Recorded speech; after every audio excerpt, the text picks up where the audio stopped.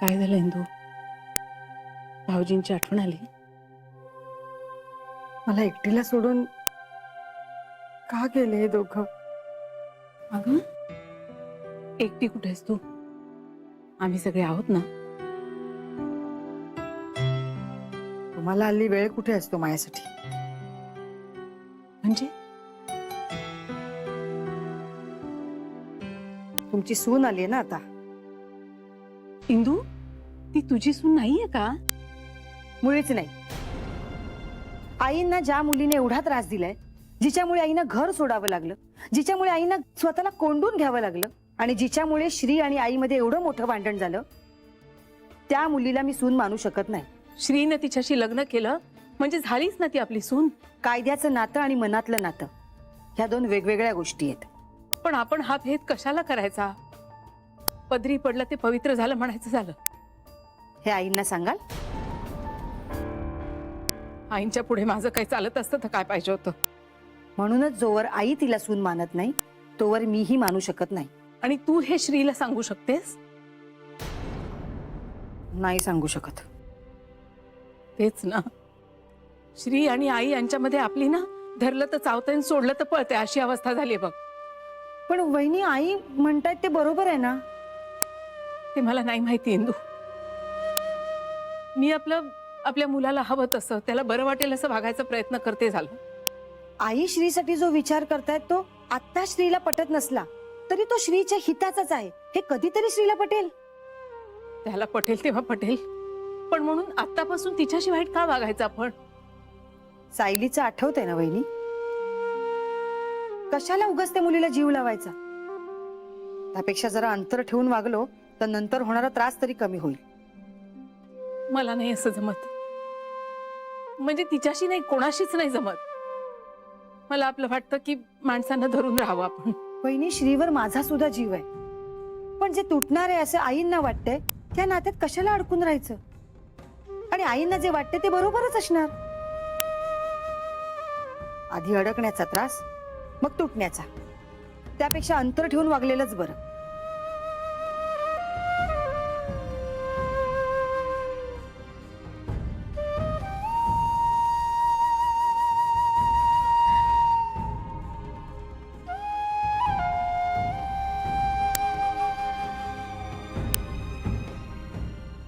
वहिनी, वहिनी मला माफ करा. चुकलं माझं. उगाच बोलले मी तुम्हाला. पण मला पण वाईट वाटलं हो. नेहमी तुम्ही दुसरा चहा माझ्या बरोबर घ्यायचात. आता ही मुलगी आल्यापासून तुम्ही मला विसरूनच गेलात. तिच्या बरोबरच होतो तुमचा चहा. मुद्दाम नाही ग करत, पण चुकलं माझं. नाही नाही, खरं तर माझंच चुकलं. उगाच बोलले मी तुम्हाला. तुम्ही नका ना डोळ्यातनं पाणी काढू. तू बोललीस म्हणून नाही ग, पण आपल्या घराला जो संसार न टिकण्याचा शाप आहे ना, त्याचं वाईट वाटतंय. आईंची माणसांची पारख कधी चुकत नाही, हे जरी खरं असलं. आणि ती खरंच जरी तशी असली तरी मनाला एक वेडी आशा आहे ग की टिकेल. निदान श्रीचा तरी संसार टिकेल. आशा फार वाईट असते हो वहिनी, पण जे अटळ आहे ते स्वीकारलं तर त्रास तरी कमी होतो ना. श्रीच्या काळजीनं रात्र झोप लागत नाही ग मला. मलाही झोप नाही हो लागत वहिनी. ही ब्याद एकदाची टळली ना की सगळं सुरळीत होईल. आई पण पूर्वीसारख्या होती आणि आपल्या घराची घडी ना नीट बसेल. काय होईल ते भगवंतालाच माहित.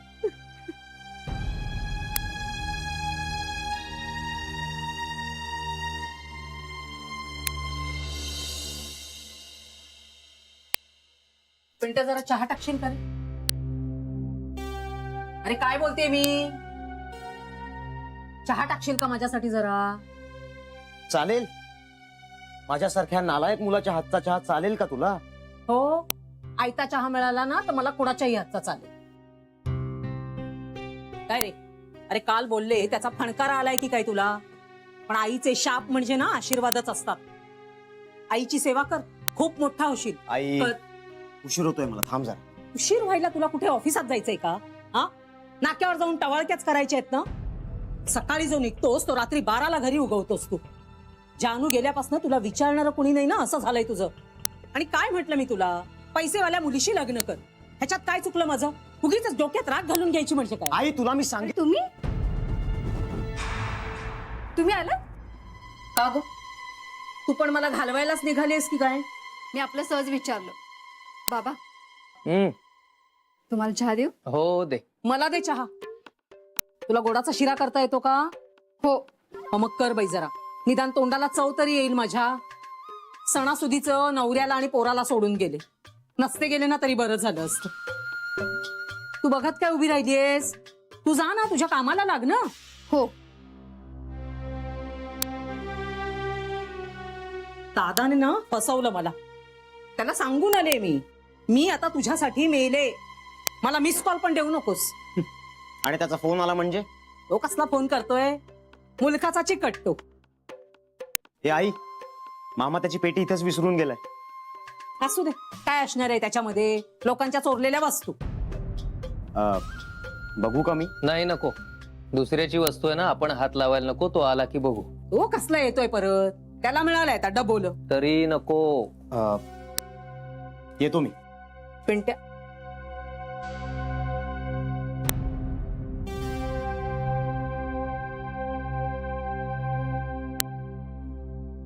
काय हो?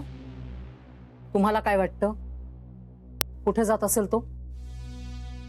ऐकून न ऐकल्यासारखं करणार तुम्ही. बाबा अगं आई ग, काय ग? मला काय मधुमेहाचा त्रास आहे का? हा, असला कसला बिनसाखरेचा चहा केलास तू? बिन साखरेचा नाहीये, साखर थोडी कमी घातली. नाही, छान झालाय. बरोबर आहे. मला वाईट वाटलं ना, मग तुम्ही चांगलं म्हणणारच. अगं नाही, खरंच छान झालाय. हो का? पानचट पाण्यासारखा झालाय नुसता. जानू कसा सुंदर चहा करायची. नाही आवडला का तुम्हाला? अजिबात नाही. ठीक आहे, मग पुढच्या खेपेस तुमचं तुम्ही करून घ्या. हो का? मग तुला कशाला ठेवलंय आम्ही? हे बघा, माझं काम फक्त स्वयंपाकाचं आहे. म्हातारा माणूस म्हणून मी बाबांना स्वतः चहा करून देते. त्यांच्यावर तुम्हाला चहा दिला तर तुमच्या उलट्या बोंबा. मला नाही तुमचा चहा करायला जमायचं. असा कसा करून द्यायचा जमणार नाही म्हणतेस? हा, आम्ही काय तुला फुकटचा पगार द्यायचा का? अगं पगार दिलाय कुठे अजून आपण? हो, पण देणारच आहोत ना आपण तिला. अगं ती चांगलं काम करतीये ना, करू दे की. मध्ये मध्ये खोडा कशाला घालतीयेस? मी खोडा घालते? हा, ही दीड दमडीची बाई मला उलट सुलट बोलते, ते दिसत नाहीये तुम्हाला? आणि तिच्या समोरच तुम्ही माझा अपमान करताय. माझी किंमत पण ठेवत नाहीयेत. अहो, कुठे फेडाली बाप? तो भाऊ एक तासला वैरी निघाला आणि तुम्ही हे असे. काय म्हणावं काय मी माझ्या कर्म दरिद्री नशिबाला? अहो, तुम्ही कशाला एवढा त्रास करून घेता जीवाला? काय सांगू मी तुला माझं नशीब? या माणसाने ना माझ्या आयुष्याचं वाटोळं करून टाकलंय. नाही हो, खूप गरीब आहेत ते. ते बिचारे तुमच्या आयुष्याचं काय वाटोळं करणार? तुला काय ग माहित? पक्का कारस्थानी माणूस आहे हा. खाली मुंडी आणि पाताळ धुंडी. असं असेल ना ताई, तर जे मी 2 दिवसात त्यांना ओळखलं ना, ते तुम्ही 20 वर्षात त्यांना नाही ओळखू शकलात. हो का? आणि तुला कोणी सांगितलं आमच्या घरच्या भानगडीमध्ये नाक खुपसायला? हा, चल निघ. काही गरज नाही मला तुझी. सांगितलेलं कळत नाहीये तुला? हे बघा, मी ह्या माणसाकडे बघून इथं कामाला राहिले होते. हो का? मग आता माझ्याकडे बघ आणि निघ. 1 मिनिट. शांता गेली तर रोजचा स्वयंपाक करणारे कोण?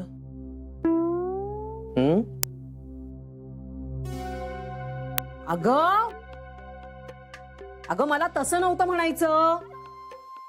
म्हणजे मी काय सांगत होते तुला? हा, चहा जरा नीट कर एवढंच बोलले ना मी तुला. दुसरं काही बोलले का मी तुला? चहा फक्त नीट कर. आपण कसं, आपलं काम बरं की आपण बरं. उगीच दुसऱ्यांच्या कामामध्ये कशाला ढवळाढवळ करायची? नको त्या गोष्टींमध्ये नाक तरी कशाला खुपसायचं? नाही का? जा जा जा, तू तुझ्या कामाला लाग जा.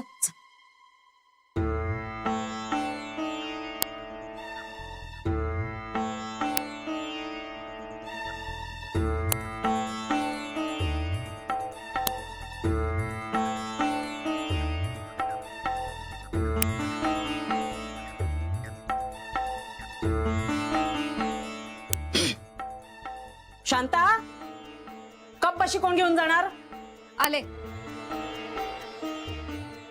परमेश्वरा,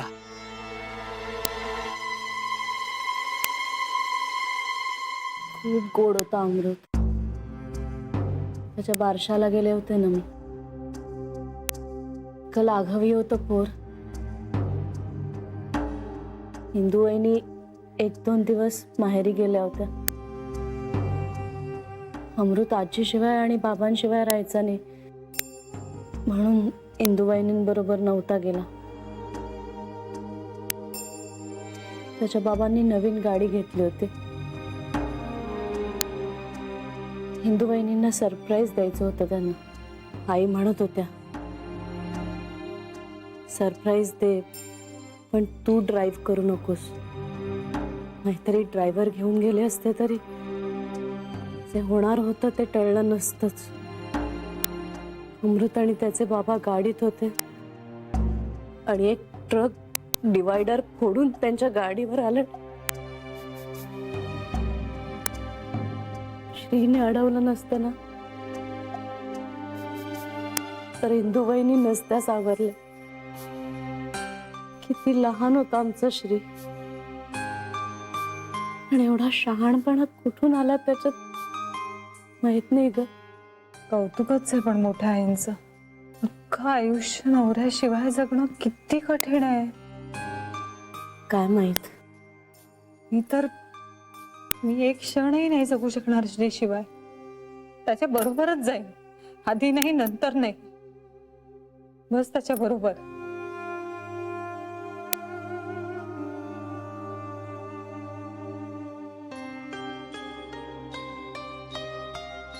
ताई काय झालं? नेहमीच. आई तुम्ही रडलात का? नाही ग, रडेन कशाला. ताई खरं सांग, रडलीयस ना तू? नाही. जान्हवी, तुझ्या नोकरीबद्दल मी आईंशी उद्या बोलेन. हा, अगदी तुमच्या वेळेप्रमाणे बोला, काही हरकत नाहीये. नाही ग, बोललंच पाहिजे ना, म्हणजे तुझाही जीव रमेल जरा. तुला सवय आहे ना ऑफिसला जायची. बोलेन लवकरच. काम पडले.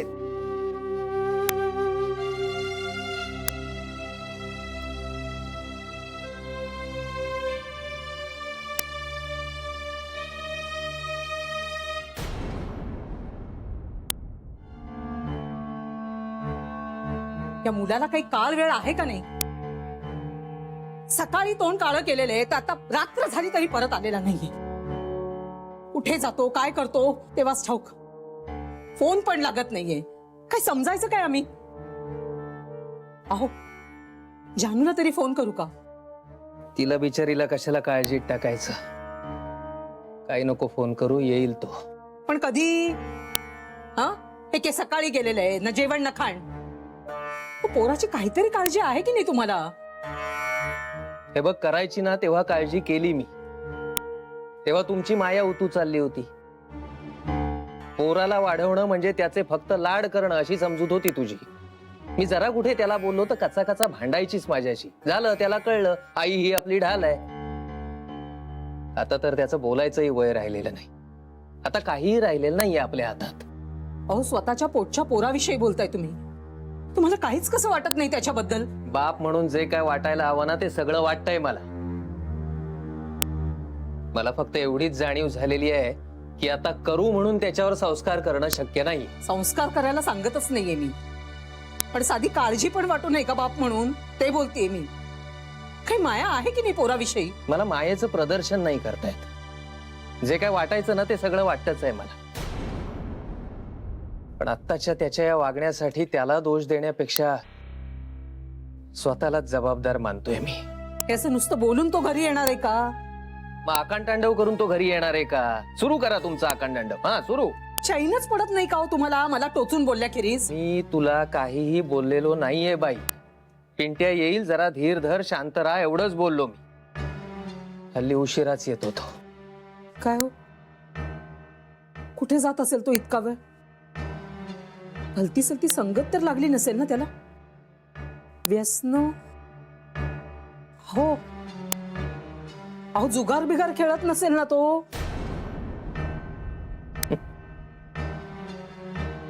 ती नको काळजी करू. जुगारात हरण्यासाठी काही नाहीये त्याच्याकडे.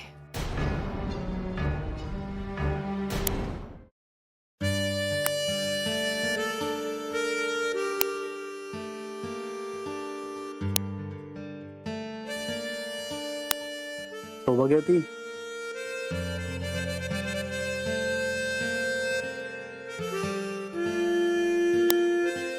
काय झालंय? काही नाही. कोणी काय बोललंय का तुला? नाही नाही नाही. मग कसला विचार चाललाय मिसेस? मोठ्या आईंचा. मोठ्या आईचं काय? त्यांनी एकट्यांनी आयुष्य कसं काढलं रे? एकटी कुठे आहे ती? आपण सगळे आहोत ना तिच्या बरोबर. तसं नाही रे. नवरा शेवटी नवरा असतो ना. आणि मूल स्वतःच्या मुलाला म्हणजे त्याचा मृत्यू कसा अनुभवला असेल त्यांनी. श्री पिंट्या काही वर्षांनीच लहान आहे माझ्यापेक्षा, पण मूल आहे रे आमच्या घरातलं. त्याला दुखलं खुपलं तरी त्रास होतो मला. मोठ्या आईंनी त्यांच्या मुलाचा मृत्यू कसा झेलला असेल. ए वेडाबाई, का रडतीयस? रडायचं नाही. मला कल्पनाच करवत नाही रे श्री. नाही, तू कल्पना करूही नकोस. खूप त्रास झाला होता मोठ्या आईला. तो सगळा त्रास ना मी लहानपणी पाहिलाय. महादिव्यातनं जावं लागलंय तिला. पण सावरली. काळ काळ हे सगळ्यात मोठं औषध असतं जान्हवी. सगळ्यात जालिम औषध. आणि आपलं एखाद्यावर कितीही प्रेम असलं ना तरी आपला माणूस एकदा सोडून गेलं की गेलंच, ते नाही परत येत. पण म्हणून मागे राहिलेल्या माणसांनी जगणं सोडून कसं चालेल? माझ्याशिवाय जगू शकशील? नाही, मी असा विचारही मनात येऊ देत नाही. मी कायम आपल्या दोघांना सोबत पाहतो. मी पण असा विचारच करू शकत नाही. म्हणजे मला तर माझं आयुष्यच दिसत नाही श्री आता तुझ्याशिवाय. नाही नाही, असा विचारही नाही करायचा.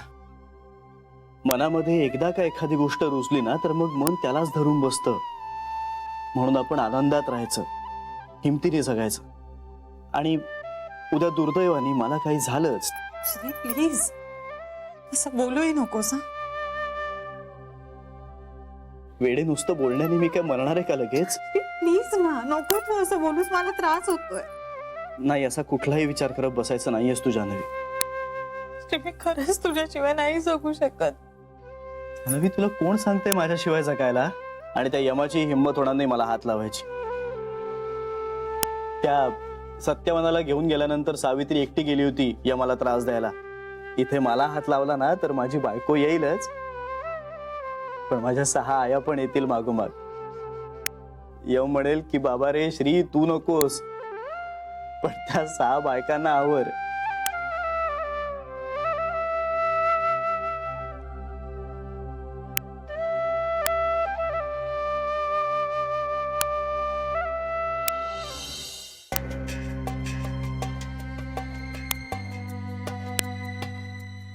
काका, मी काय म्हणतो, पिंट्या येईल इतक्यात, तुम्ही नका काळजी करू. तुला तरी काही बोलला का रे कुठे जातोय ते?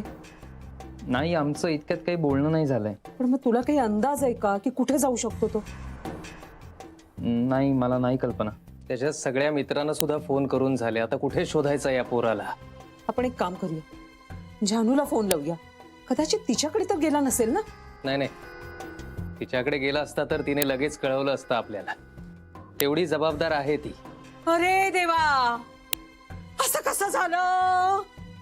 माझ्या पोराला कोणी पळवून तर नेलं नसेल ना? काय करू मी आता? देवा, अरे कुठल्या पापाची शिक्षा देतोयस तू मला? आता तोंडाशी आलेला पोरगा माझा. तू जरा हळू बोल. शेजारी पाजारी झोपले. लोक झोपलेत. लाजा वाटायला पाहिजेत त्यांना झोपायला पांघरुणं घेऊन. आणि तुम्हाला फार कौतुक ना तुमच्या त्या रघु अण्णांचं. साधं विचारायला तरी आले का ते? काय झालंय त्यांना ठाऊक आहे का? तर ते येतील विचारायला आपल्याला. काय झालंय हे त्यांना सांगितल्याशिवाय का कळणार आहे की आपल्या घरावर काय संकट कोसळलंय ते? काही संकट कोसळलेलं नाहीये. तू उगाच पराचा कावळा करू नकोस. आपला तळणा ताटा पोरगा एवढी रात्र झाली तरी घरी आलेला नाहीये. त्याला शोधायचं सोडून तुम्ही वर मलाच दुष्ण देताय. काय म्हणायचं काय तुमच्या या थंडपणाला? काकू प्लीज तुम्ही शांत व्हा. काकू हे बघा, पिंट्या त्याच्या मित्रांबरोबर गप्पा मारत बसला असेल. काय होतं, मुलं मुलं गप्पा मारत बसले की त्यांना वेळेचं भान नाही राहत, किती वाजले कळत नाही त्यांना. त्यामुळे त्याला लेट होत असेल. येईल पिंट्या इतक्यात, नका काळजी करू तुम्ही. नाही, तू आधी जानूला फोन लाव बरं, आत्ताच्या आत्ता लाव. तिला कशाला काळजीत टाकताय? अहो, पोराचं काही बरं वाईट झालं तर आपण काय करणार आहोत सांगा ना मला. तू फोन लाव रे तिला आधी. मीच लावला असता पण माझ्या फोन मध्ये पैसे नाही आहेत, नाही तर मिस कॉल दिला असता ना. नाही नाही, तू थांब. एवढ्या रात्री तू फोन करणं बरं दिसणार नाही, मी लावतो.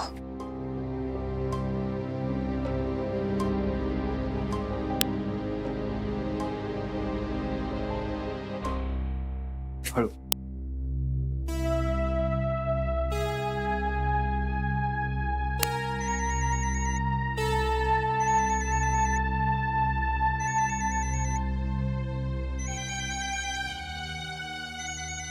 बाबा. हॅलो बाबा. हॅलो.